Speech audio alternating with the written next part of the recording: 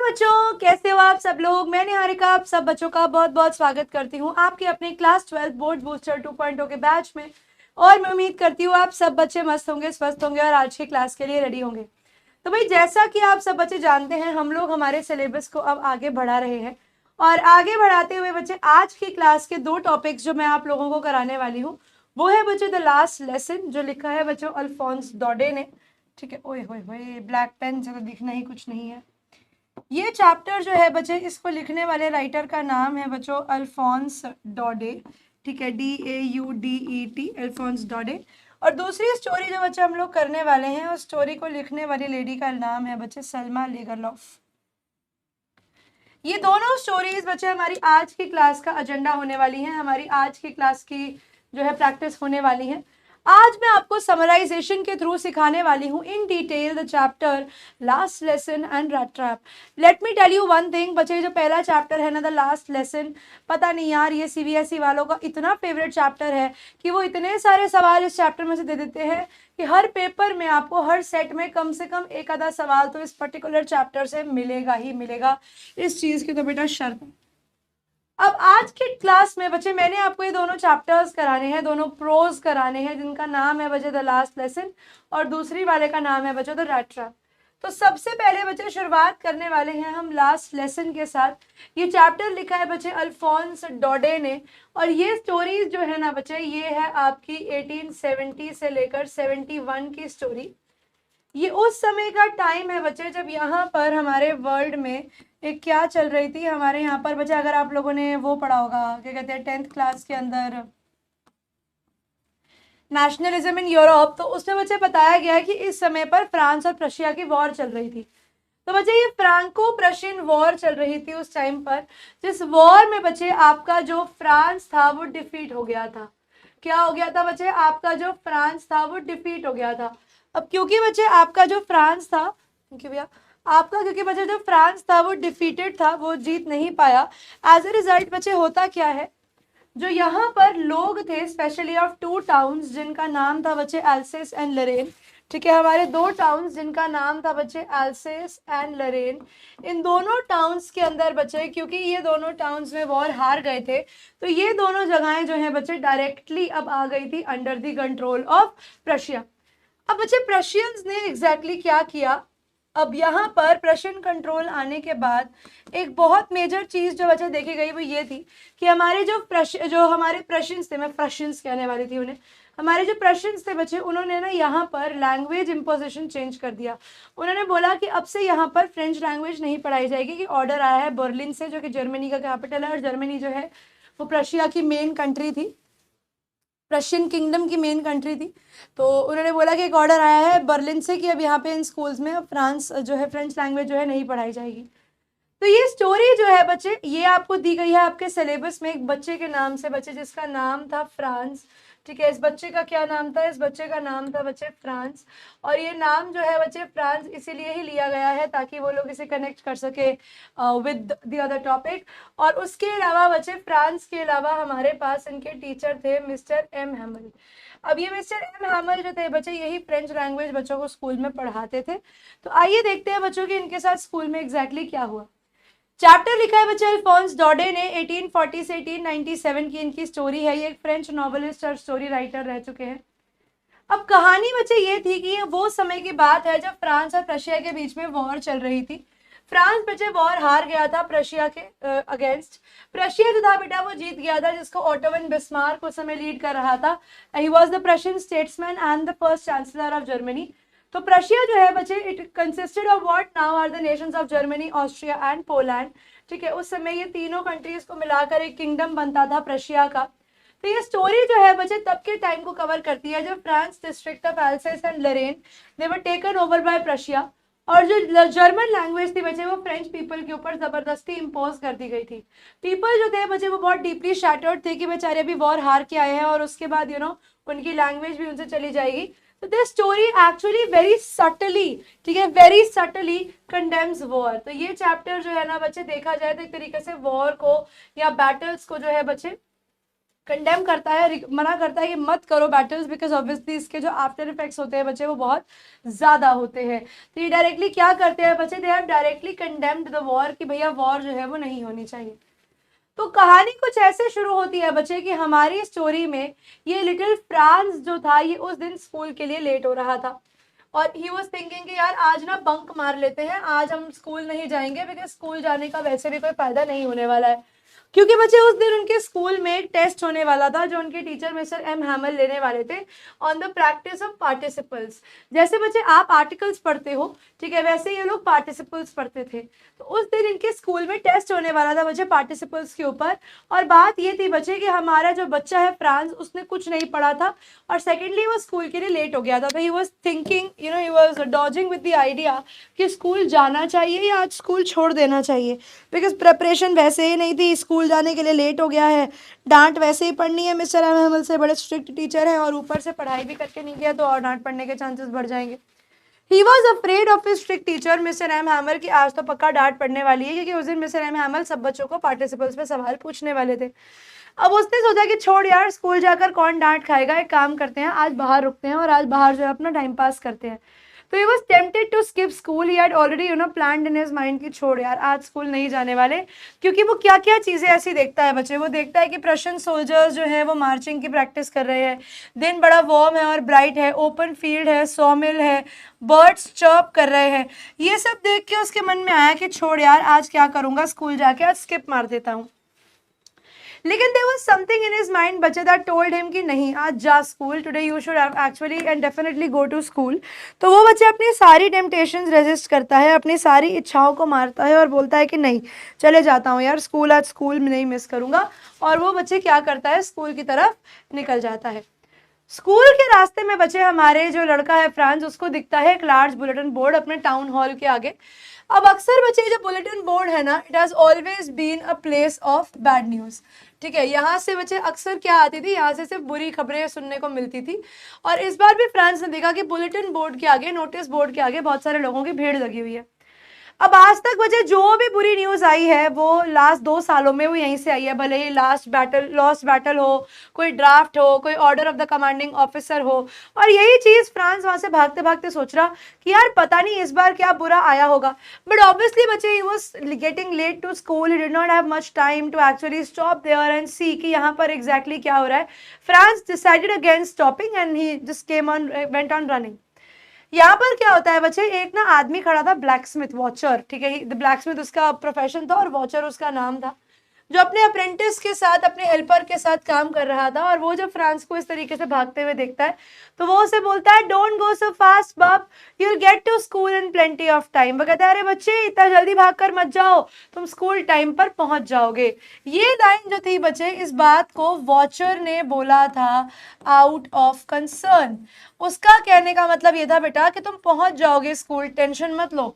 लेकिन बच्चे हमारा जो फ्रांस है उसको ये लगता है कि ये शायद से मुझे टॉन्ट मार रहे हैं कि अब क्या भागने की जरूरत है, अब तो कौन सा स्कूल पे टाइम पहुंच जाएगा, डोंट गो सो फास्ट बब, आधा टाइम तो तूने वेस्ट कर ही दिया, अब आराम से ही चला जा। तो फ्रांस को उस समय समझ में नहीं आया कि वॉचर ऑलरेडी पढ़ चुका है कि क्या बैड न्यूज बुलेटिन बोर्ड पे लिखी है और वो उसी वजह से उसे कह रहा है कि डोंट गो सो फास्ट बब। बट फ्रांस को लगा कि वो उसे टॉन्ट मार रहा है और भागते भागते फ्रांस जो है स्कूल पहुंचा।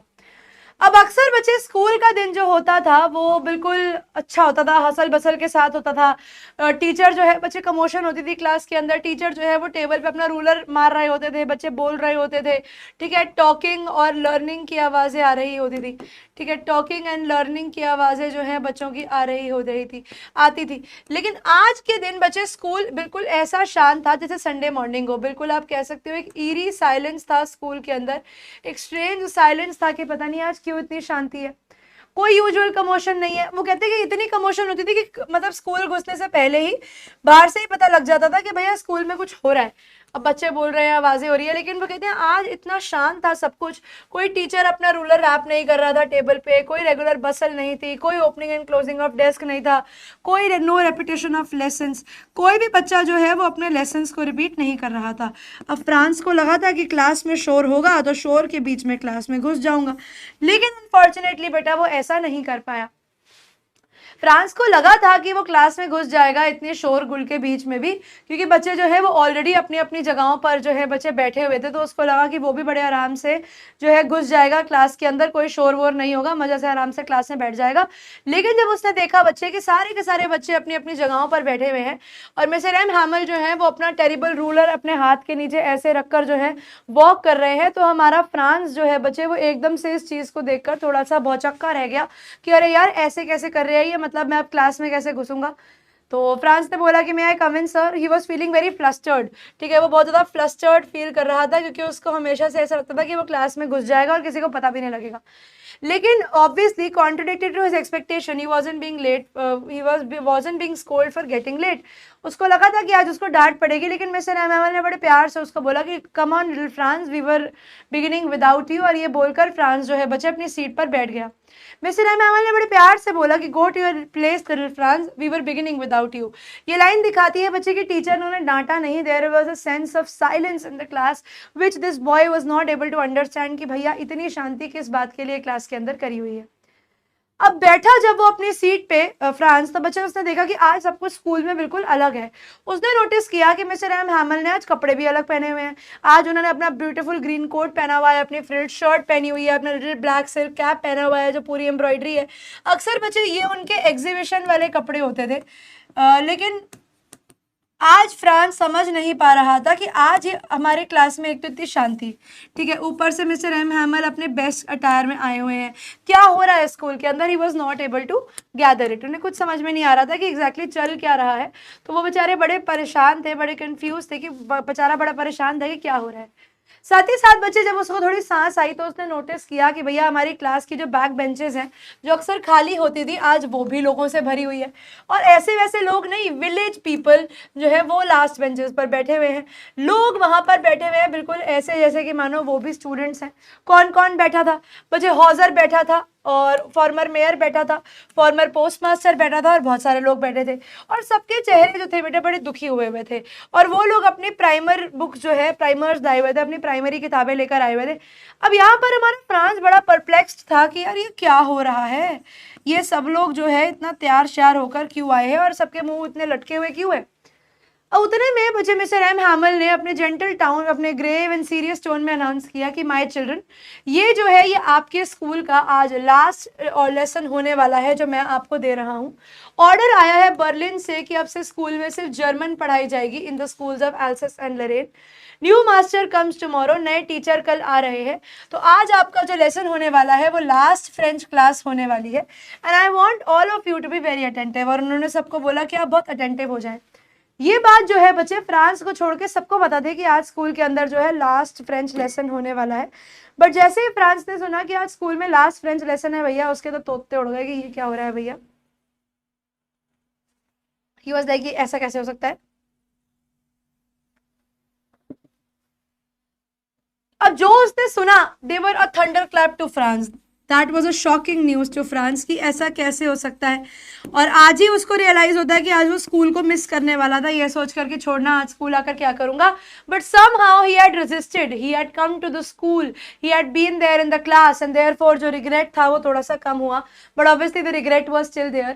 अब यहाँ पर फ्रांस जो है उसे एक इंस्टेंट रिग्रेट की फीलिंग होती है, इंस्टेंट नूडल से भी तेज बचे वो रिग्रेट करता है कि ये मेरे साथ क्या हो गया। वो कहता है मेरी किताबें जो एक समय पर मुझे न्यूसेंस लगती थी, एक मेरी किताबें जो मुझे एक समय पर प्रॉब्लम लगती थी वाइल अगो, अब इतनी हैवी लगती थी, इतनी प्रॉब्लमेटिक लगती थी, मेरी ग्रामर, मेरी हिस्ट्री ऑफ द सेंट्स, अब वो मेरे ओल्ड फ्रेंड्स रह गए हैं, बन के रह गए हैं, जिनको मैं चाह कर भी फॉरगेट नहीं कर सकता, जिनको चाह कर भी मैं भुला नहीं सकता। ये वो किताबें हैं जिनको अब मैं गिव अप नहीं कर सकता। Mister M Hamel to had the idea कि he was going away. Mister M Hamel को भी पता है कि वो जाने वाले हैं, उनका भी आज लास्ट लेसन है, इसके बाद उन्हें भी फ्रांस में रहने का मौका नहीं मिलेगा, कि वो इसके बाद कभी भी हम लोगों को वापस नहीं देख पाएंगे, ना हम उन्हें कभी देख पाएंगे। इन सब चीज़ों की वजह से हमारा जो फ्रांस है वो कहता है मैं बिल्कुल भूल गया कि मिस्टर एम हैमल कैसे है, मैं बिल्कुल भूल गया कि वो कितने शॉर्ट टेम्पर्ड है, कितना हमें डांटते हैं। और उसने डिसाइड किया इमीडिएटली कि आज तो भैया मैं अपने क्लास में पूरा का पूरा ध्यान दूंगा।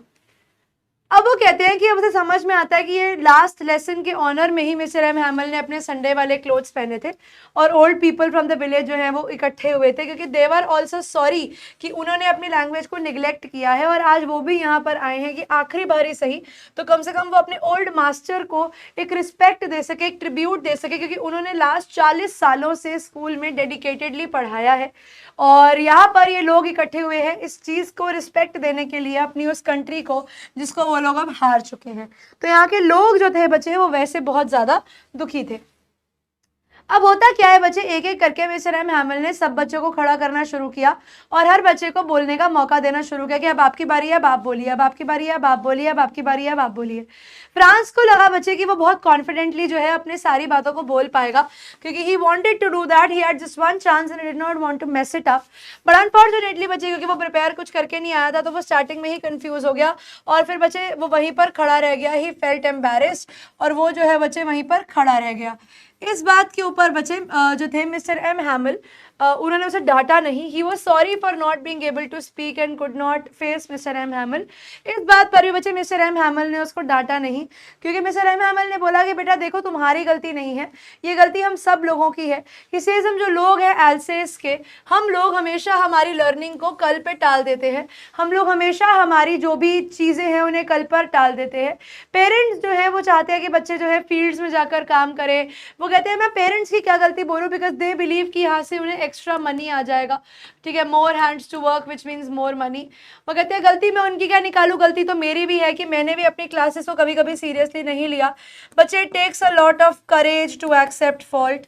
तो यहाँ पर मिस्टर जो हमारे डॉक्टर हेरिट कह रही हूँ, मिस्टर एम हैमल है, उन्होंने अपनी गलती मानी कि देखो मैं पेरेंट्स को ही क्या ब्लेम करूं, गलती मेरी भी है कि मैंने क्लासेस को सीरियसली नहीं लिया, मैंने तुम लोगों को जो है सीरियसली नहीं पढ़ाया, even I am wrong in it.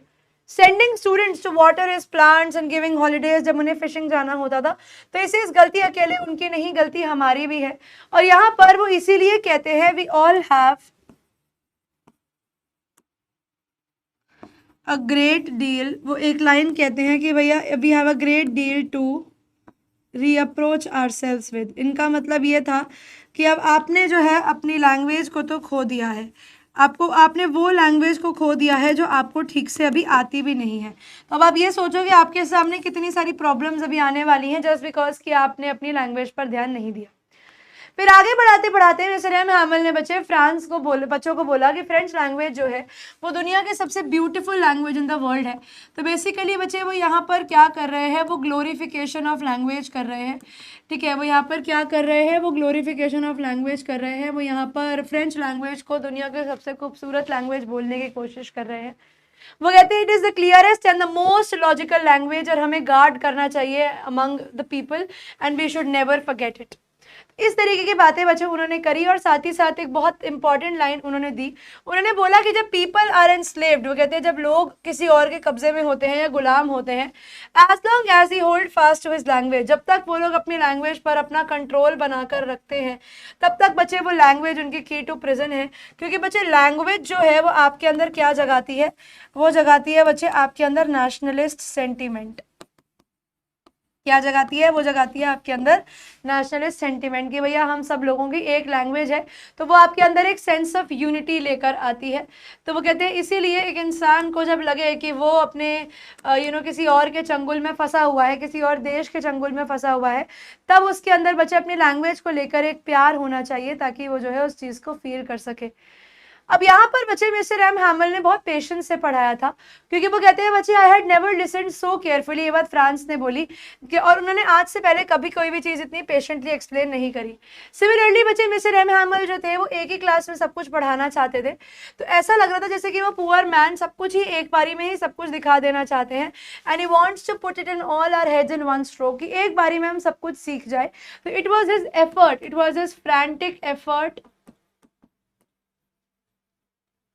For the language. तो ये बच्चे उनका एक एफर्ट था इस पूरी लैंग्वेज के लिए कि जितना पॉसिबल हो वो आज ही बच्चों को सिखाकर चले जाए।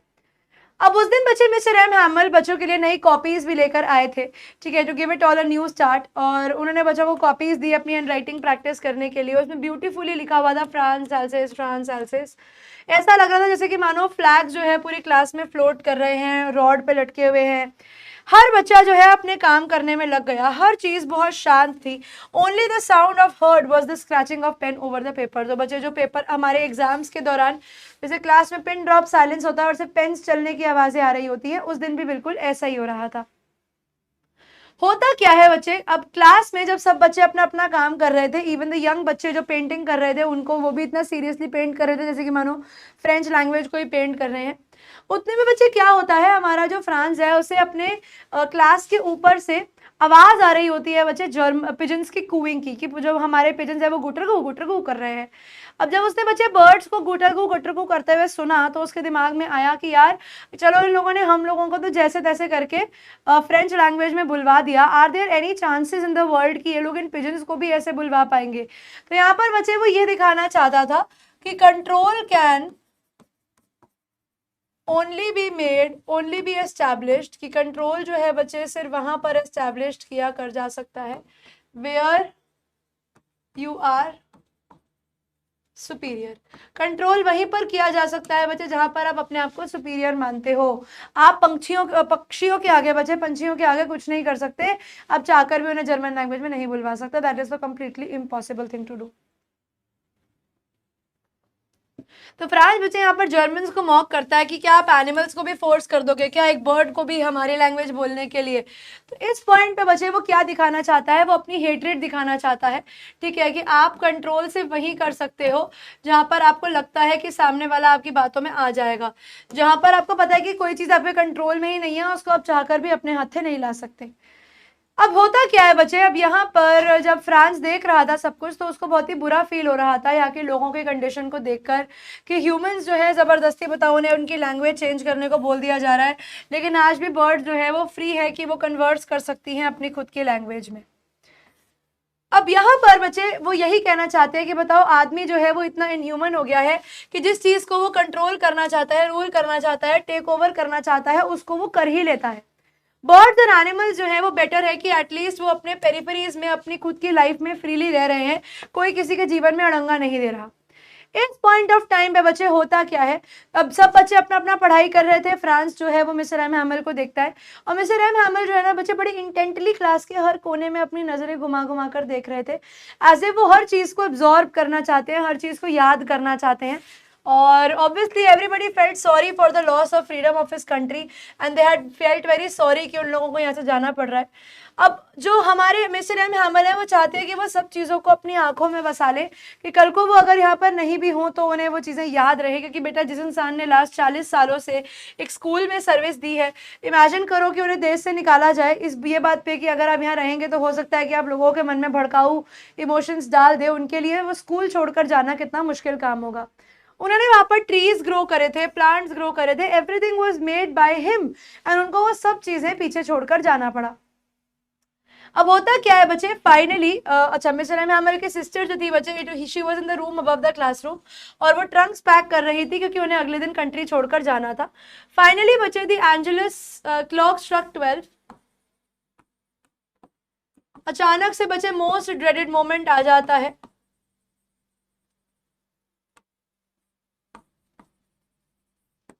12 बज जाते हैं बच्चे, प्रेयर शुरू हो जाती है, बेल बज जाती है और अब finally the most dreaded moment बच्चे केम टू पॉइंट। तो मिस्टर एम हैमल खड़े होते हैं बहुत ही डल फेस के साथ, लेकिन फ्रांस कहता है कि आज से पहले मैंने उन्हें इतना लंबा कभी भी नहीं देखा था। सो बेसिकली बच्चे जब वो सीधा खड़े हुए तो it was his tribute to language, ठीक है, तो वो उनका ट्रिब्यूट था कि बिल्कुल सीधे खड़े होकर मुझे अपनी लैंग्वेज को जो है ट्रिब्यूट देना है। तो मिस्टर एम हैमल बच्चे gave tribute to his language by standing. और क्योंकि बच्चे he was not able to do anything, क्योंकि बच्चे वो अपने बच्चों को और अपने उन लोगों को जो है फेस नहीं कर पा रहे थे, ही वॉज वेरी ओवरवेल्म्ड बच्चे। इसीलिए क्या होता है, कोई he was you know the sadness was choking him, वो चाहकर भी बोल नहीं पाए। तो उन्होंने बच्चे क्या किया, बोर्ड की तरफ मुड़े, एक चौक लिया और बड़ा बड़ा बोर्ड पे लिख दिया विवा la France, which means long live France, और इस तरीके से बच्चे बोल दिया द क्लासेस डिसमिस्ड। और इस तरीके से बच्चे इनका जो लास्ट फ्रेंच लेसन था had come to an end. ठीक है, clear. Now let's see some questions here. अब बच्चे बेसिकली ये चैप्टर के ऊपर जो मेन थीम आप लोगों को पता होनी चाहिए, that is linguistic chauvinism. linguistic chauvinism. Now what do you mean by linguistic chauvinism? Linguistic chauvinism का मतलब होता है language dominance. ठीक है, तो यहाँ पर बच्चे why is France saddened when he arrived at school? तो बच्चे he realizes he had forgot to bring his homework, he sees his classmates are absent, he discovered that his favorite subject has been cancelled, he received bad grade on his previous text. है okay, ये तो होगा नहीं, ये भी नहीं होगा, actually ये भी नहीं होगा. Answer to hear the news होना चाहिए of new language to be imposed. बच्चे who is Mr. M. Hamel in this story? France's best friend, the principal of the school, France teacher या फिर the town mayor. तो बच्चे he was France's teacher, very strict and very cranky. Why is the last lesson significant to France and his classmate? Because बच्चे they were excited to learn a new language? नहीं, they realized the importance of their cultural heritage. बिल्कुल. They are preparing for a language competition. They are saying goodbye. नहीं बच्चे, they are learning about their cultural heritage and they realize कि countries कितनी आप कह सकते हो कि power hungry होती हैं कि the moment they get to know कि they have conquered the other country, तो वो सबसे पहले उनके cultural heritage, उनकी language और उनके society के ऊपर ही target करके hit करती है. बच्चे what does M. Hamel emphasize in his last French lesson? तो बच्चे उन्होंने यहाँ पर बोला था कि the beauty and the significance of the French lesson, and उन्होंने बच्चों को बोला था even everybody in the classroom to preserve this language. अब आपके दिमाग में बच्चे एक सवाल जरूर आ रहा होगा कि मैम अगर मिस्टर एम हैमल ने ये लैंग्वेज जो है बोलने को कहा है बच्चों को, if he is talking about this particular language, तो ऐसा कैसे है कि मैम उन्हें बिल्कुल भी लैंग्वेज नहीं आती, मतलब अब वो लोग फ्रांस में ही रह रहे हैं तो भैया फ्रांस की तो लैंग्वेज बोलेंगे. How is it in the world कि उन्हें फ्रेंच लैंग्वेज ही नहीं आती? तो बेटा यहाँ पर कहानी कुछ ऐसी है कि अगर मैं तुम्हें कहूँ कि तुम्हें पूरी हिंदी आती है तो तुम भी यही कहोगे कि मैम हमें हिंदी आती है लेकिन हमें बिल्कुल डिटेल्स नहीं आती हिंदी की. मान लो बच्चे मैं आपको साइंस जो है वो हिंदी में पढ़ाऊँ, मैथ्स जो है जैसे आपका ट्रिग्नोमेट्री है, त्रिकोणमिति करके मैं आपको हिंदी में पढ़ाऊँ तो आप नहीं समझ पाओगे बच्चे कि त्रिभुज क्या होता है, चतुर्भुज क्या होता है, मतलब तुम्हें समझ में आ जाएगा ट्रायंगल स्क्वायर की बात हो रही है, बट देयर आर डिटेल्स जो हिंदी में हम नहीं समझ पाते. But that does not mean कि हमारे इंडिया में हम लोग हिंदी नहीं बोलते. बोलने वाली हिंदी और पढ़ने वाली हिंदी में थोड़ा फर्क होता है. सिमिलरली बोलने वाली फ्रेंच में और समझने वाली फ्रेंच में थोड़ा फर्क होता है. लेकिन मान लो आपको बोल दिया जाए कि आज से आप अपनी कंट्री में हिंदी नहीं बोलोगे, चाइनीज बोलोगे, नहीं कर सकते ना तुम ये काम, हमसे वो तो नहीं होगा, हमसे तो नहीं बोली जाएगी Chinese. That is the same thing here. बच्चे how different was the scene in the classroom on the day of last lesson? तो बच्चे उस दिन क्लास में जो यूजुअल हसल बसल होता है मॉर्निंग आवर्स का, that could not be seen on the day of the last lesson. हर चीज़ बहुत ज़्यादा शांत थी, बहुत क्वाइट थी, जैसे एक संडे मॉर्निंग हो. जो आवाज़ होती है बच्चे opening and closing of desk, rapping of teacher's ruler on the table, वो सब सुनाई नहीं दे रहा था. स्टूडेंट जो थे बच्चे ऑलरेडी अपनी अपनी सीट्स पर बैठ चुके थे. इवन इस बारी क्लास में एल्डर्स जो थे वो भी इकट्ठे हुए हुए थे. बच्चे सवाल है what was the bulletin board news that caused a change in the school? तो बच्चे बुलेटिन बोर्ड जो है वो अभी तक बहुत सारे चेंजेस लेकर आया था because all the negative news had been there from the bulletin board. इस बार बच्चे न्यूज़ ये थी कि वो उनके दिन का लास्ट फ्रेंच लेसन होने वाला है in the school of Alsace and Lorraine. Order आया है बर्लिन से कि अब से स्कूल में जर्मन पढ़ाई जाएगी और न्यू जर्मन टीचर जो है वो अगले दिन स्कूल में पधार जाएंगे. What made Mr. M. Hamel cry towards the end of last lesson? तो बच्चे हमारे लास्ट लेसन के एंड में, लास्ट फ्रेंच लेसन के एंड में तो चर्च क्लॉक है बच्चे 12 बज जाती है और जो ट्रम्पेट जो हमारे प्रशियन सोल्जर्स हैं उनके ट्रम्पेट्स की आवाज़ आ जाती है और Mister M Hamel realise that it was the sign कि last lesson has come to an end. But he was so overcome and overwhelmed by the emotions बच्चे that he felt so choked he was not able to speak anything. So therefore rather than speaking he made a gesture with his hand to dismiss the class and he also wrote vive la France. उन्होंने विवा la France लिखा और class को dismiss कर दिया because he did not have the courage to speak.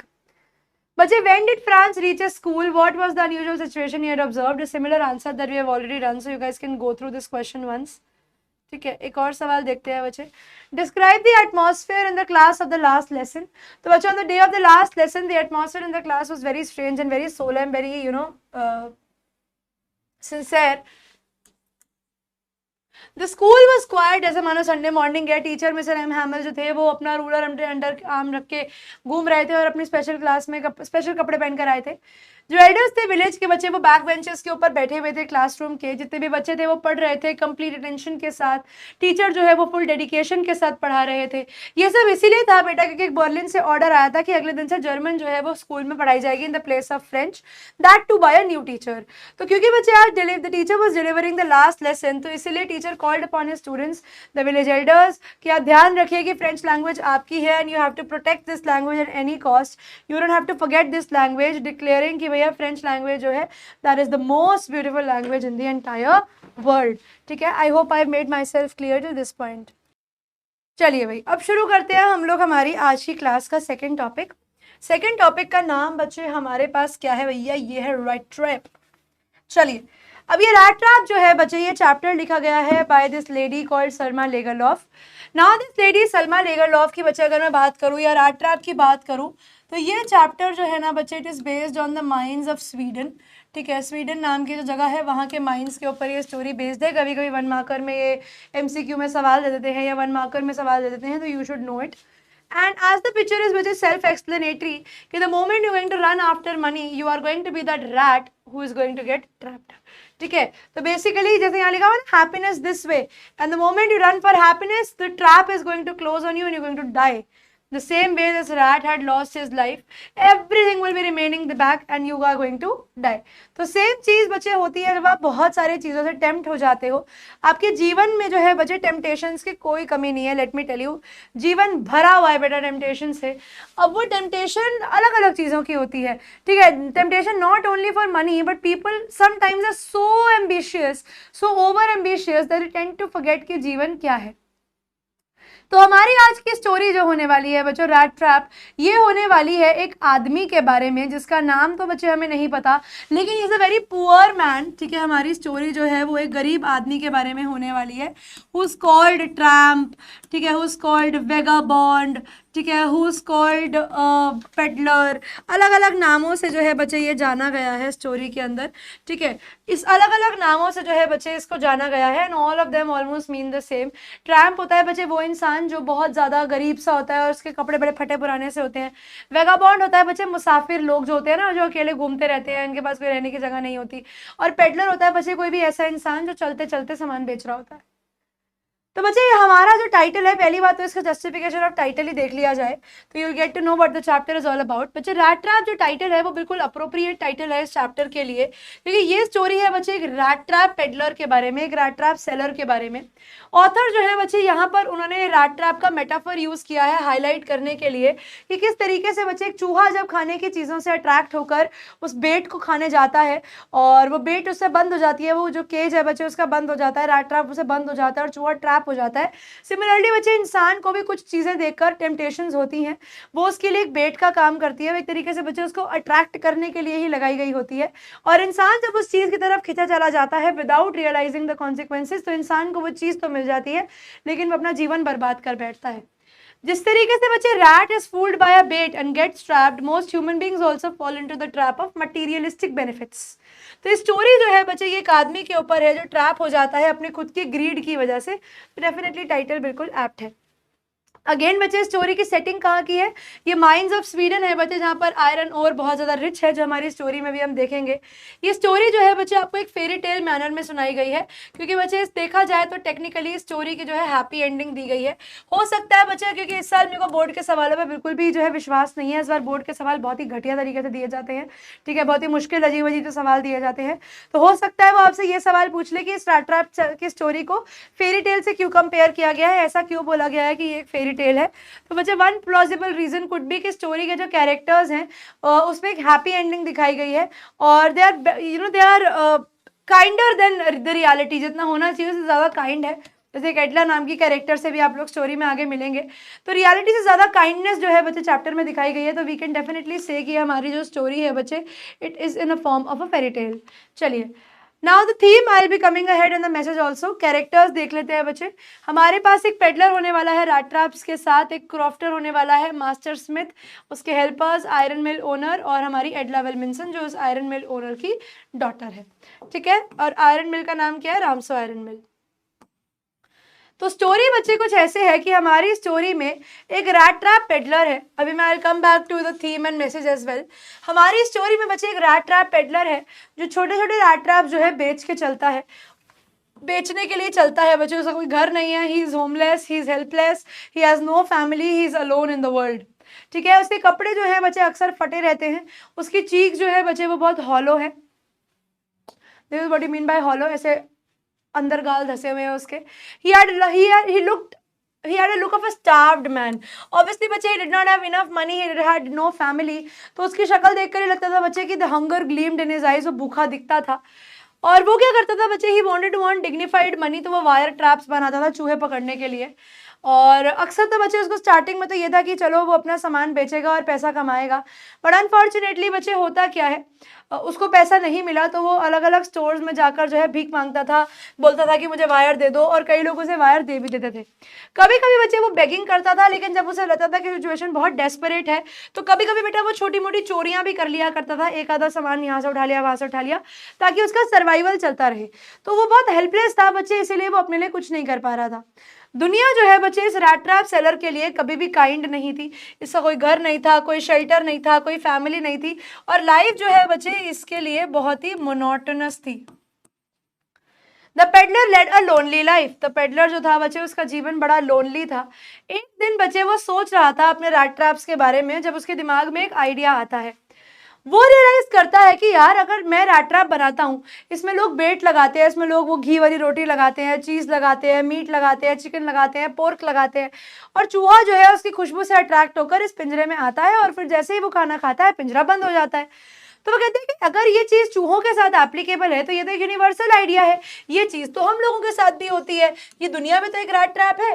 जब इंसान किसी चीज़ को देखकर बहुत अट्रैक्टेड हो जाता है और वो बिना उसके कॉन्सिक्वेंसेस सोचे उस चीज़ को पाने के लिए चला जाता है, तो होता है कभी कभी कि वो उस चीज़ में फंस जाता है। जैसे ही कोई इंसान अगर उस चीज़ को टच करेगा तो वो ट्रैप उससे बंद हो जाएगा, और वो भी उस रैट ट्रैप में फंस जाएगा कि भैया दुनिया भी एक रैट ट्रैप है। ये इस ख्याल जो था बच्चे इसने अम्यूज़ किया हमारे रैट ट्रैप सेलर को। एंड क्योंकि बच्चे दुनिया कभी भी इसके साथ अच्छी नहीं थी, तो ये कुछ लोग जिन्होंने इसके साथ बुरा किया होगा या जो अच्छे नहीं थे, ये उनके बारे में सोचने लगकर बड़ी खुशी से सोचता कि यार थैंक गॉड कि ये वो लोग थे जो रैट ट्रैप अपने जीवन के रैट ट्रैप में फंस गए। They all are those people who had been there in the rat trap. और कुछ लोग जो है वो आज भी वो घूम रहे हैं उस रैट ट्रैप के आसपास, और वो भी इस ट्रैप में फंसेंगे। तो he was a very sadistic kind of a man and he felt pleasure feeling wrong for everyone. क्योंकि बच्चे दुनिया उसके साथ अच्छी नहीं थी, तो ही वॉज लाइक कि मैं दुनिया के साथ अच्छा क्यों रहूं। होता क्या है बच्चे कि ये एक दिसंबर के महीने की ठंडी शाम की बात है कि रैट ट्रैप सेलर जो था वो रोड पे घूमता घूमता, क्योंकि उसे सोना था कहीं पर, तो उसने एक कॉटेज की घंटी बजाई और वो एक रोड साइड के कॉटेज पर पहुंचता है। उसने नॉक किया डोर पर और पूछा कि क्या आप मुझे रात को यहाँ पर रुकने देंगे। तो बच्चे जो ओनर थे हमारे कॉटेज के, वो भी एक लोनली ओल्ड क्रॉफ्टर थे। बच्चे क्रॉफ्टर का मतलब आपके स्वीडिश लैंग्वेज में फार्मर होता है। तो वो एक ओल्ड लोनली फार्मर टाइप थे बच्चे, और वो चाहते थे क्योंकि this man was also lonely, he was also बच्चे desperate for company. The man also had no family, तो ही ऑल्सो वॉन्टेड कि चलो कोई भी मेरे जीवन में आए, किसी से तो मैं बात करूँ। So when the host the old crofter saw somebody and उन्हें लगा कि I also have someone to talk to, तो he very happily agreed the peddler to come inside his house। उन्होंने उसे बोला कि तुम आ जाओ। Now this was very unusual बच्चा, because अक्सर लोग जो है पेडलर को धुतकार के, उल्टा बोल के, मुंह बनाकर जो है अक्सर भगा दिया करते थे, बट ऐसा पहली बार हो रहा था बच्चे कि किसी ने उन्हें भगाया नहीं था। And they had been there, the man had been there and he felt very happy कि चलो एटलीस्ट मुझे किसी ने घर में बुलाया। This man was such a good host कि उसने बच्चे पेडलर को हॉट पॉरेज भी दिया, पानी, कि वो इतना अच्छा होस्ट था बच्चे कि उसने उसको खाना भी दिया, ठीक है, और उसे टबैको भी तो अपने स्मोक के लिए एक पाइप बनाकर दी कि यू स्मोक विद मी। बाद में उसने उसके साथ कार्ड्स भी खेले, तो उसको बड़ा अच्छा एंटरटेनमेंट दिया। और फाइनली बच्चे जो हमारा क्रॉफ्टर था, जितना वो अपने खाने के साथ जेनरस था, उतना ही बच्चे वो अपने सीक्रेट्स के साथ भी जेनरस था, बिकॉज वो इतने ज़्यादा गलिबल थे। उनको ये लगा कि मैं किसी को अपनी अचीवमेंट्स के बारे में बताऊँ। उसमें वो ये चीज़ को मिसजज कर गए कि भैया मैं अपनी अचीवमेंट्स के बारे में किसी एक ही दिन भैया थैंक यू कि मैं किसी अनजान व्यक्ति को अपने अचीवमेंट्स के बारे में बता रहा हूँ। मतलब you can not tell what you earn, you can not tell what you have to a stranger. लेकिन ये चीज़ बच्चे हमारे रैट ट्रैप सेलर ने करी, सॉरी हमारे ओल्ड क्रॉफ्टर ने करी। उनको ये लगा कि he was blinded by the pride of earning good money, कि ही फॉरगॉट कि वो एक अननोन आदमी को बता रहे हैं कि वो कितना कमाते हैं। तो उन्होंने पेडलर को बोला कि उनके पास एक गाय है जिसका नाम है बॉसी, और वो जो है दूध जो देती है उस पैसे से उसको वो जाकर क्रीमरी में, उसकी डेयरी में बेच देता है। साथ ही साथ उन्होंने ये भी बोला कि भैया मेरा बिजनेस जो है वो इतना प्रॉफिटेबल है कि मैंने अभी 30 क्रोनर जो है कमाए हैं लास्ट मंथ पे, और वो मेरी पेमेंट है। अब ऑब्वियसली बच्चे रैट ट्रैप सेलर जो था इस बात पे विश्वास नहीं करना चाहता था, तो इस बात पे विश्वास दिलाने के लिए बच्चे हमारे जो हमारे क्रॉफ्टर थे वो इतने बड़े इडियोटिक आदमी निकले कि वो खुद जाते हैं विंडो सिल के ऊपर, एक पाउच उतारते हैं विंडो के ऊपर से, और पाउच के अंदर उन्होंने एक बिल वो रखे हुए थे, 30 क्रोनर बिल्स रखे हुए थे, 30 जो है 30 क्रोनर मनी जो है उन्हें दिखाई, वापस से पैसा उसके अंदर डाला और उसको उसी नेल के ऊपर नियर द विंडो फ्रेम हंग कर दिया। ये एक उनकी तरफ से बच्चे बहुत बड़ी गलती थी कि चलो तुमने बताया तो बताया, you also disclosed the position, you disclose the place where you have kept the money. अब ऑब्वियसली बच्चे पैसा है, किसी के भी देख के मन में ग्रीड आ ही जाएगा, और एक गरीब इंसान के मन में तो ग्रीड आना लाजमी ही था। तो वही हुआ बच्चे। अगले दिन जब पेडलर और होस्ट अपने अपने काम पर चले गए, थोड़ी देर बाद जो क्रॉफ्टर है वो अपना कॉटेज लॉक करके गया और चला गया। थोड़ी देर बाद बच्चे पेडलर वापस कॉटेज के पास आता है, दरवाजा नहीं खोलता। वो पैसा देखकर इतना जो था बच्चे टेम्प्ट हो गया था कि ही बिलीव्ड कि मुझे पैसा चुरा लेना चाहिए।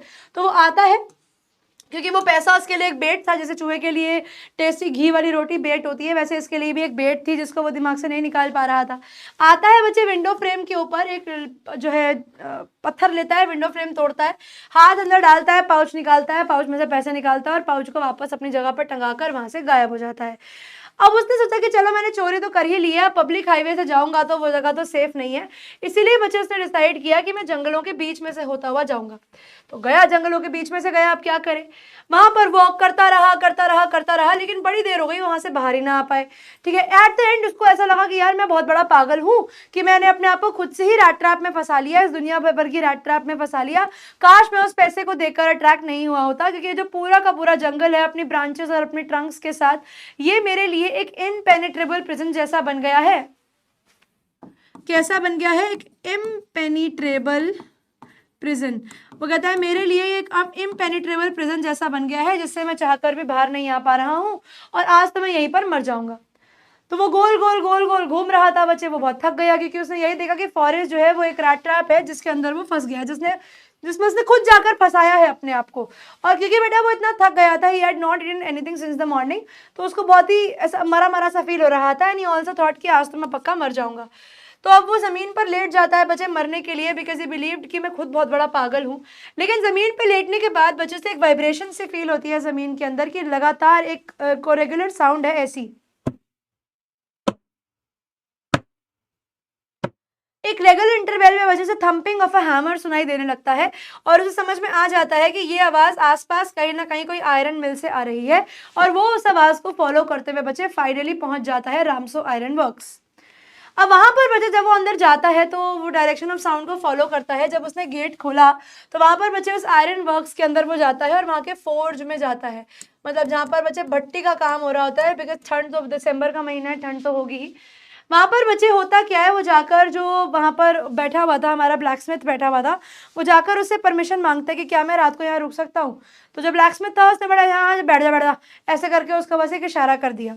तो ऑब्वियसली अब हमारा जो रैट ट्रैप सेलर है वो रात बिताने के लिए वहां पर बिल्कुल भट्टी के पास जाकर लेट जाता है। हमारे जो ओनर हैं बच्चे, रामसो आयरन मिल के ओनर जो हैं, वो अपने नाइटली राउंड्स पर आते हैं, क्योंकि वो अक्सर आते थे बिकॉज उन्हें रामसो आयरन वर्क्स को one of the leading exporters of iron बनाना था। तो जब वो आए बच्चे, उन्होंने क्या देखा, उन्होंने देखा कि फर्नेस के पास एक आदमी जो है वो लेटा हुआ है, और वो उसके कपड़े इतने भीगे हुए थे कि जो भट्टी की गर्माहट है उससे उसके कपड़ों में से धुएं निकल रहे हैं, मतलब जो बर्फ है वो इवेपोरेट कर रही है, जो गीला है वो इवेपोरेशन में जा रहा है। आयरन मास्टर ने बड़े ध्यान से पेडलर के फेस को देखा। बच्चे याद रखना कि यहाँ पर डिम लाइट है, यहाँ पर कोई एक्स्ट्रा लाइट नहीं जल रही, सिर्फ फोर्ज में से जो लाइट आ रही थी वही दिख रही थी। और बच्चे वो उनको देखकर मिस इंटरप्रेट कर लेते हैं कि शायद से ये आदमी जो यहाँ पर बैठा हुआ है ये उनका एक ओल्ड रेजिमेंटल कॉमरेड है, ये उनका एक आर्मी एसोसिएट है जो उनके साथ आर्मी में हुआ करता था, जिसका नाम था बच्चे कैप्टन वॉन स्टेहल या नील्स ओलॉफ। ठीक है, नील्स ओलॉफ, और इनको जो है बच्चे कैप्टन वॉन स्टेल के नाम से बुलाया जाता था आर्मी के टाइम पर। और उनको देखकर उन्हें यही लगा कि शायद इनके साथ जो है सब, जैसे इन्होंने भी अपनी सर्विस छोड़ी होगी, तो उसके बाद से जो है बच्चे इनका जीवन भी बहुत बुरा हो गया है, इन्होंने भी बहुत बुरा समय देखा है, and therefore he has become so poor and so emaciated. तो उन्होंने उसको देखकर ही बोला कि मैं नील ज़ुलॉफ, तुम मेरे दोस्त हो। अब इस पॉइंट ऑफ टाइम पर वापस से हमारे रैटट्रैप सेलर के मन में ग्रीड आई। उसने बोला कि चल एक काम करता हूँ, let me play the role, let me just say कि हाँ मैं इनका दोस्त हूँ, क्या पता ये मुझे थोड़े से और एक्स्ट्रा पैसे देकर चले जाए। वापस से let his greed control his mind. तो उसने बोला कि हाँ जी sir, things have gone downhill with me. लेकिन he did not expect the peddler to say कि चलो मेरे घर क्रिसमस के लिए, क्योंकि ये बात सुनकर हमारे जो आयरन मास्टर थे उन्होंने पेडलर को बोला कि चलो मेरे साथ, हम क्रिसमस 2 दिन दूर है, तो तुम हमारे साथ क्यों नहीं क्रिसमस सेलिब्रेट करते, घर में से मैं और मेरी डॉटर एडला है। But the peddler was alarmed. उसको लगा कि ये तो काम मैं नहीं कर सकता, मुझे तो ये था कि मैं कुछ एक्स्ट्रा पैसा कमाऊंगा और कल सुबह चला जाऊंगा, लेकिन यहाँ पर तो घर पे इनवाइट कर दिया गया है। उसको लगा कि भैया मैं अगर ये इनविटेशन एक्सेप्ट करता हूँ तो मैं खुद जाकर अपने आप को एकदम वो शेर के पिंजरे में डाल रहा हूँ, ये काम तो मैं नहीं कर सकता। तो उसने मना कर दिया कि सर सॉरी मैं नहीं आ सकता। तो आयरन मास्टर ने बड़ी मनाने की कोशिश करी, लेकिन जब वो नहीं माने तो वो वहां से चले गए। थोड़ी देर बाद बच्चे आयरन मास्टर ने अपनी डॉटर एडला को भेजा कि जाओ तुम इस आदमी को मना कर लाओ और मेरे घर वापस लेकर आओ। तो ऑब्वियसली उसको यही लग रहा था कि वो उसका ओल्ड रेजिमेंटल कॉमरेड है। तो वो लेडी आती है और उससे बड़ी जेंटली बात करती है। इस पॉइंट ऑफ टाइम पे बच्चे याद रखना कि हमारी जो लेडी है एडला, वो इस आदमी के शक्ल के डरे हुए एक्सप्रेशन को देखकर इतना अंदाजा बच्चे लगा बैठी थी कि ये आदमी जो है या तो ये बहुत डरा हुआ है, या तो बच्चे कोई जेल से भागा है या फिर इसने कोई चोरी करी है। लेकिन क्योंकि बच्चे उसके पापा ने कहा था कि जाओ और इस आदमी को लेकर आओ, तो ऑब्वियसली वो कुछ और रिएक्ट नहीं कर सकती थी। She could not go against her father's will. तो वो जाती है और इस आदमी को घर ले आती है। पेडलर से जब उसने बात करी कि आप बिल्कुल फ्री हैं, आप जब चाहें हमारे घर से जा सकते हैं, जब चाहे हमारे घर आ सकते हैं, आपके ऊपर कोई रोक टोक नहीं करी जाएगी, तो पेडलर को भी उस लेडी की बात सुन के कॉन्फिडेंस आया और उसने बोला कि ठीक है मैं आपके साथ चलने के लिए तैयार हूँ। On the way he was very sorry कि यार मैं पागल तो नहीं हूँ, मैंने क्रॉफ्टर का पैसा जो है चुरा लिया। बताओ मैं पहले एक रैट ट्रैप में फंसा और अब यहाँ पर इस लेडी के घर जो जा रहा हूँ, मैं अपने आप को और बड़ी प्रॉब्लम में डाल रहा हूँ। आयरन मास्टर बड़ा खुश कि भैया मेरे घर पे मेरा ओल्ड रेजिमेंटल कॉमरेड आने वाला है, जिसके साथ हम एक ही रूफ के नीचे रहेंगे। और उसने डिसाइड भी किया कि आज उसके लिए अच्छी फीस देंगे, उसको रिस्पेक्टेबल काम देंगे, और सर्वेंट्स को भेजा कि जाओ और उसके बाल बाल काटो, शेव करो एंड बांध हिम, निला दिला दो और उसे कपड़े पहनाकर यहाँ भेज दो। अब जो है यहाँ पर एडला अपने पापा को यही बोल रही थी कि पापा इस आदमी के बारे में कुछ भी ऐसा नहीं दिख रहा था कि मैं समझ सकूं कि एक टाइम पर एजुकेटेड आदमी होगा। लेकिन उसके पापा वॉज वेरी कॉन्फिडेंट कि नहीं बेटा तुम चिंता मत करो, जैसे ही इसके ट्रैम्प क्लोथ्स गिरेंगे, ट्रैम्प मैनर्स भी हट जाएंगे and you will see news of. लेकिन बच्चे जब पेडलर इनके सामने आता है आयरन मास्टर के कपड़े पहने हुए, तो the bubble of misinterpretation bust. और आयरन मास्टर जो है बच्चे जब वो उन्हें दिन की रोशनी में देखते हैं, दिन दहाड़े देखते हैं, तो उन्हें पता लग जाता है कि वो एक मिस्टेक कर चुके हैं और वो उनके दोस्त कैप्टन वॉन स्टेल नहीं है। लेकिन क्योंकि बच्चे he was a rich man, so he had that ego hurt वाला सिनेरियो। तो ही सेज कि तुमने मुझे धोखा दिया है, तुमने मुझे चीट किया है, तो मुझे पहले ही बता सकते थे कि तुम नील सोलॉफ नहीं हो। लेकिन पेडलर ने ये बोला कि सर मैंने तो आपको स्टार्टिंग से ही बोला था कि मैं नील सोलॉफ नहीं हूँ। What in the world told you, what in the world made you feel कि आई एम नील सोलॉफ? मैं नील सोलॉफ हुई नहीं तो मैं नील सोलॉफ बोलूंगा क्यों? तो यहाँ पर बच्चे उसने उसे थ्रेटन किया, हमारे आयरन मास्टर ने उसे थ्रेटन किया, threaten to arrest, threaten for arrest. उसने बोला कि मैं तुम्हें ना पुलिस के हवाले कर दूंगा, तुम्हें मैं शेरिफ के हवाले कर दूंगा, जाओ तुम उसको जवाब दो। ये बात पर पेडलर जो है बच्चे वो गुस्सा हो जाता है और उसने यही बोला कि सर मैं तो कुछ प्रिटेंड ही नहीं किया, मैं तो बोला ही कि मैं एक गरीब इंसान हूँ, मुझे यहाँ पे रहने दो। मैं तो खुद ही बोला था कि मैं यहाँ पे घर नहीं आना चाहता। इवन दो मैं अगर आप कहो तो मैं अपने फटे पुराने कपड़े वापस पहनता हूँ और निकल जाता हूँ यहाँ से, मुझे कोई फर्क नहीं पड़ता। He also told iron master कि आप याद रखना लेकिन कि दुनिया ना एक रैट ट्रैप है, और जिस रैट ट्रैप में आज मैं फंसा हूँ ना, शायद आप भी कभी ना कभी एक बड़ी बेट देखकर अट्रैक्ट हो जाएंगे और आप भी इस रैट ट्रैप में फंस जाएंगे। तो एक तरीके से वो उसे कर्स कर रहा था for doing him wrong. Iron master उस पर हंसता और उसे बोलता कि चलो निकलो यहाँ से, अब निकल जाओ बस मेरे घर से। और इतने में बचे कि रैट ट्रैप पेडलर जा ही रहा था। एडला जो है उसे अपने पापा का बिहेवियर अच्छा नहीं लगा और उसने उस आदमी को मिड वे ही रोक लिया और उसने बोला कि नहीं पापा, ये बहुत अनफेयर है कि आप इस आदमी को वापस भेजो, क्योंकि हम ही है जिसने इसको फर्स्ट प्लेस पर इन्वाइट किया था। We were the one who persuaded him, who forced him कि चलो चलो चलो। और वो कहती है कि देखो कोई बुरा नहीं है, वैसे भी हम इस क्रिसमस में अकेले थे और अगर हम किसी इंसान का भला कर सकते हैं तो वाई नॉट। तो जिसे वैसे भी हम एक होमलेस वॉन्डरर को एक अच्छा क्रिसमस सेलिब्रेशन दे सकते हैं, because we were the one to promise him, तो let him be there in the house. And the father also agreed, क्योंकि अपनी बेटी के कुछ बोल नहीं पाए। एडला ने बच्चे पूरे दिन पेडलर को खाना दिया, उसे क्रिसमस प्रेजेंट्स भी दिए लास्ट में, और पूरे दिन एडलर जो पेडलर है बच्चे वो सोया, पूरे दिन सोया। फाइनली बच्चे क्रिसमस की शाम को जब प्रेजेंट्स दिए गए तो एडला ने उसे बोला कि जो उसका सूट उसने पहना हुआ है उसके पापा का है और वो सूट वो रख सकता है, और साथ ही साथ वो उसे ये भी बोलती है कि अगली बारी भी अगर कभी वो यहाँ पर जाना चाहे, किसी क्रिसमस में आना चाहे, तो he is absolutely free to welcome, he is welcome there, he is free to come, he is free to go, कोई रोकेगा नहीं। वो यहाँ आकर सोना चाहता है, अगला क्रिसमस भी इनके साथ बिताना चाहता है तो वो बिता सकता है। ये बात सुनकर हमारा जो हमारा पेडलर था बच्चे, he was not able to understand कि ये हो क्या रहा है, बट मनी मन में ही was very grateful for the lady, because father एक बारी के लिए बच्चे थोड़े रूड बदतमीज हो सकते थे, एडला बहुत अच्छी थी। तो बच्चे अगले दिन एडला जो आयरन मास्टर हैं वो अपनी डॉटर के साथ चर्च जाते हैं। वहां पर उन्हें पता लगता है बच्चे कि एक पेडलर घूम रहा है रैट ट्रैप लटका के गले में, और ये वही आदमी है जिन्होंने क्रॉफ्टर के घर में चोरी करी थी। वापस आते आते वो दोनों इतना डिसअपॉइंटेड थे कि हमने जिस आदमी को रखा घर में, जैसे खाना दिया, जैसे प्रोमिस करे, इतने वही आदमी हमारे घर से जब तक हम पहुंचेंगे हमारे घर से भी चोरी करके जा चुका होगा। आयरन मास्टर वो श्योर कि पेडलर जो है उसने अब तक कुछ ना कुछ उनके घर का सिल्वर उठा ही लिया होगा, बट एडला ने बोला कि नहीं पापा ऐसा नहीं होगा, but she was also very disappointed कि मैंने एक गलत आदमी पे विश्वास कर लिया। लेकिन जब वो घर पहुंचते हैं बच्चे तो उन्हें रियलाइज होता है, वो अपने नौकर से पूछते हैं कि क्या हुआ, तो उनका नौकर बताता है कि पेडलर तो चला गया। सरप्राइजिंग बात यह है कि वो कुछ साथ लेकर नहीं गया, ऑन द कॉन्ट्ररी वो एक क्रिसमस प्रेजेंट छोड़कर गया है एडला के लिए। एडला बड़ी खुश, एडला भागकर जाकर देखती है क्या है, तो एडला ने देखा कि वो एक छोटा रैट ट्रैप था, और एडला उस रैट ट्रैप को देखकर बहुत खुश हो जाती है कि जो पेडलर है उसने क्रॉफ्टर के पैसे उस जो है लेटर में, उस रैट ट्रैप सेलर में, रैट ट्रैप में ही छोड़ दिए थे। और साथ ही साथ बच्चे उसने एक लेटर लिखा था जिसके अंदर उसने एडला को लिखकर बोला था कि थैंक यू, आपने मेरे लिए इतना किया, you have been very kind to me, और वो उसकी काइंडनेस को रीपे भी करना चाहता था। तो इसीलिए वो कहता है कि मैं क्रॉफ्टर का पैसा छोड़ के जा रहा हूँ और आपसे रिक्वेस्ट करता हूँ कि ये पैसा जो है आप क्रॉफ्टर को वापस कर देंगे, क्योंकि वो कहते हैं मैं एक्चुअली एक रैट था, दुनिया में अलग अलग चीज़ों की बेट को जो है पाने की कोशिश कर रहा था, लेकिन it is because of you कि मैं उस गलत जो है एटमॉस्फेयर से बाहर आया, कि मैं खुद एक रैट ट्रैप से बाहर आया जिसमें मैं फंसा हुआ था। और वो कहते हैं कि अगर आपने मुझे जो है घर में कैप्टन की तरह ट्रीट किया है तो इसीलिए मैं भी यही चाहता हूँ कि मैं भी वो कैप्टन वाला बिहेवियर ही दूँ आपको। ये कैप्टन जो है वो बहुत समझदार, राइटियस, जस्ट होता है, तो मैं नहीं चाहता कि मैं भी आपके साथ कुछ गलत करूँ, इसीलिए मैं जो है इस लेटर में ये पैसे छोड़ के जा रहा हूँ और प्रॉमिस कर रहा हूँ कि I will be a good man. और लास्ट में बच्चे वो लेटर को साइन करता है as captain von Stahle to show the lady कि जो बिहेवियर उस लेडी ने किया, it has actually transformed his heart and he is very very grateful to Edla. ठीक है, आई होप यहाँ तक बच्चों आप लोगों को ये स्टोरी जो है एब्सोल्युटली क्लियर होगी। अब एक बार इस पे सवाल देख लेते हैं बच्चे। It offered riches and joys, shelters and food, heat and clothing, exactly as the rat trap offered cheese and pork. As soon as anyone let himself be tempted to touch the bait, it closed in on him and everything come to an end. The world had, of course, never been very kind to him, so it gave him unwanted joy to think of all of it in this way. बच्चे how can the peddler describe the world. तो बच्चे peddler कहता है कि दुनिया जो है वो अनजस्ट और hostile, unequal and brutal, kind and compassionate तो बिल्कुल भी नहीं थी, सैड और सॉरोफुल भी नहीं थी। दुनिया जो है बच्चे उसके साथ हमेशा हॉस्टाइल रही है, कभी भी उसे अच्छा ट्रीटमेंट जो है दुनिया ने नहीं दिया।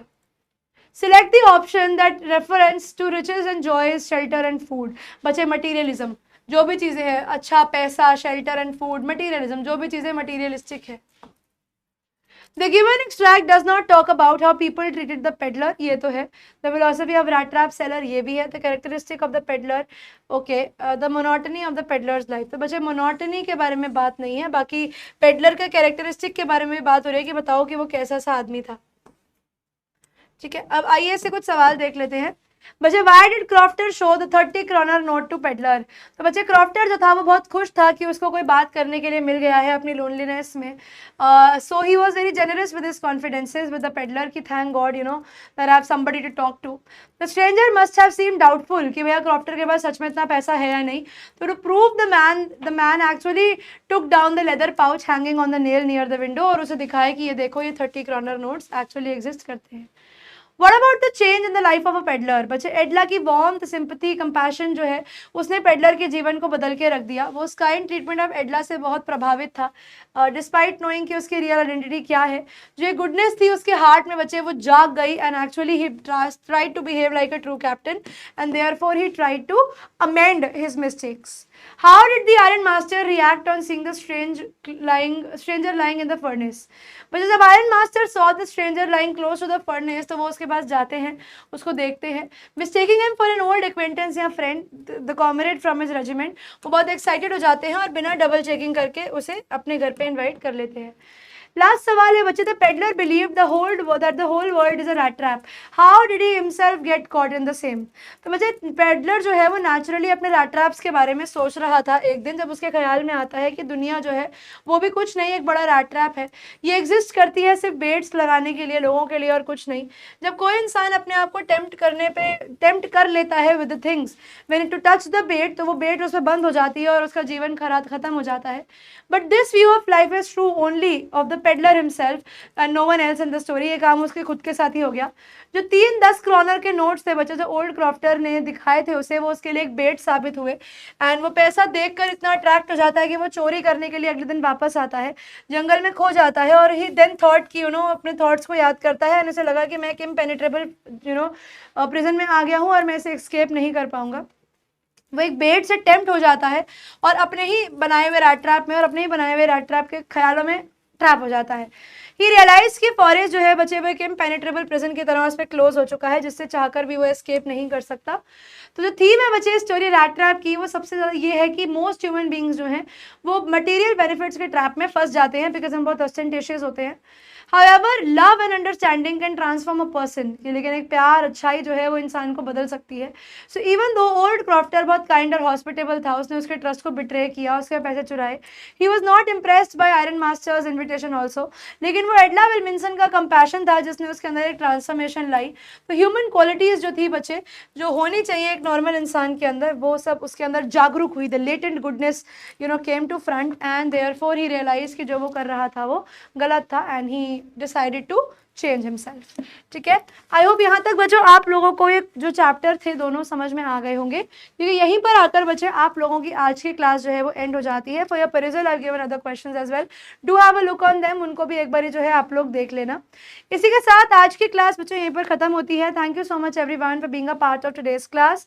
मैं निहारिका आप लोगों को मिलूंगी आपकी अगली क्लास में, तब तक के लिए बच्चों पढ़ते रहिए, आगे बढ़ते रहिए। Goodbye everyone.